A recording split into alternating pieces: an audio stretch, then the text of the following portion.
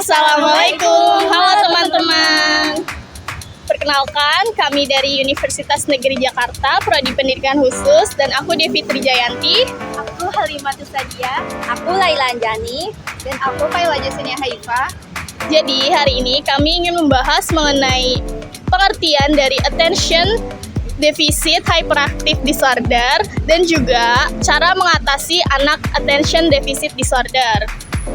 Jadi tonton terus videonya ya. Jadi teman-teman, menurut DSM-4, ADHD atau Attention Deficit Hyperactivity Disorder merupakan anak dengan gangguan pemusatan perhatian di mana anak tersebut memiliki gangguan dalam memusatkan perhatian dari aktivitas satu ke aktivitas lainnya.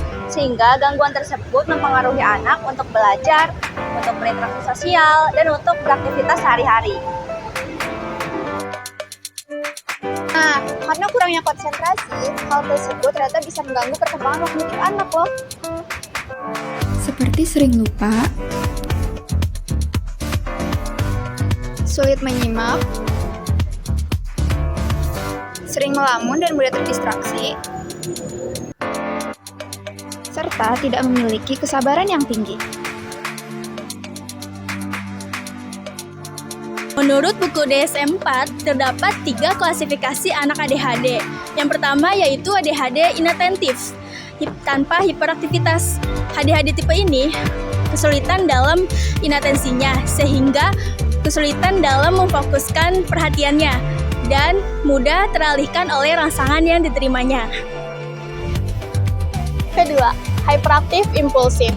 ADHD tipe ini menunjukkan gerakan yang dilakukan secara umum. Perilaku hyperaktif ini tampak tidak bertujuan. Mereka kesulitan dalam mengkoordinasi aktivitas motoriknya. Sedangkan untuk perilaku impulsif, mereka sulit untuk mempertimbangkan dan memprioritaskan aktivitasnya.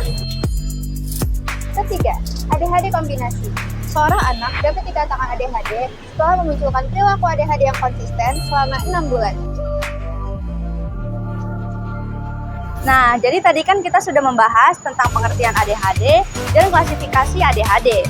Selanjutnya, kita akan membahas tentang faktor penyebab dari anak ADHD. Faktor penyebab anak ADHD itu berdasarkan proses terjadinya terdapat ada 3 faktor, yakni prenatal atau sebelum kelahiran, natal saat kelahiran, dan postnatal setelah kelahiran. Lalu selanjutnya ada faktor prenatal atau sebelum kelahiran. Biasanya terjadi karena toksemia kehamilan, sang ibu mengalami anemia, penyalahgunaan obat-obatan, dan bahkan asap rokok.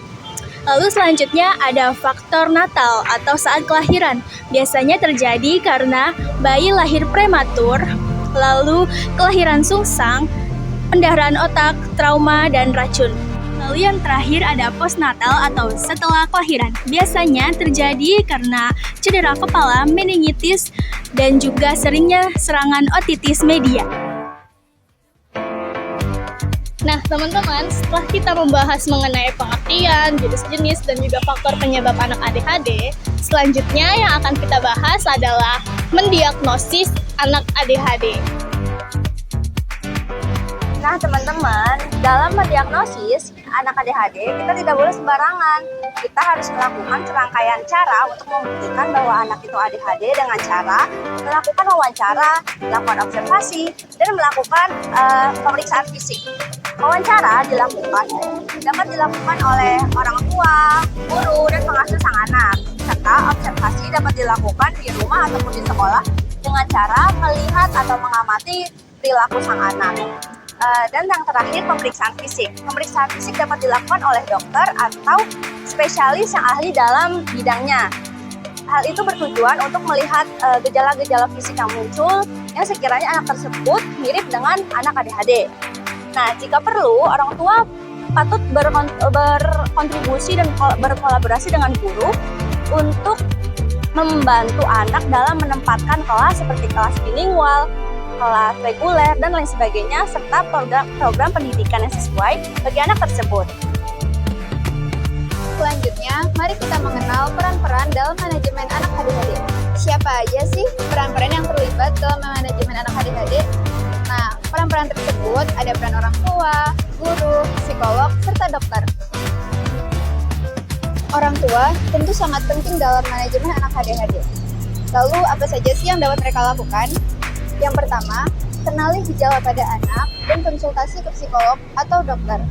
Yang kedua, tanyakan kepada guru prasekolah untuk menentukan program pembelajaran yang sesuai. Yang ketiga, tanyakan pada ahli jika terjadi kesulitan dalam belajar. Yang keempat, ciptakan lingkungan kondusif dan mendukung di rumah maupun di sekolah. Dan yang kelima, lakukan terapi jika perlu. Nah, setelah membahas tentang peran orang tua, selanjutnya yang akan dibahas adalah peran guru. Peran guru juga tidak kalah penting karena guru yang akan memfasilitasi kebutuhan pembelajaran sang anak. Berikut adalah peran guru dalam manajemen anak ADHD.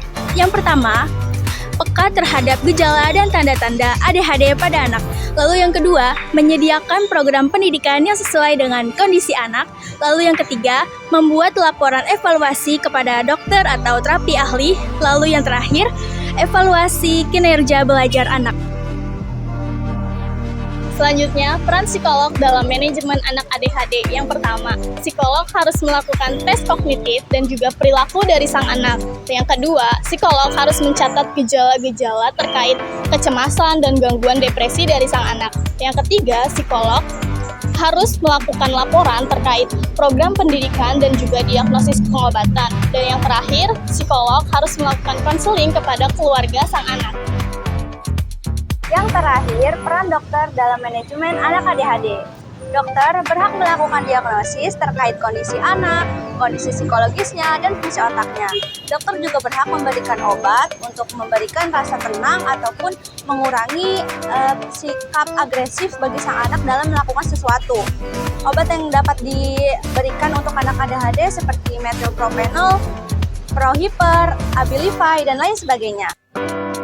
Dalam buku Gordon Millicat, dalam memberikan layanan pendidikan kepada anak ADHD, perlu adanya klasifikasi proses pembelajaran pada sang anak. Yang pertama itu ada goal awareness. Goal awareness merupakan kesadaran tujuan pembelajaran sang anak.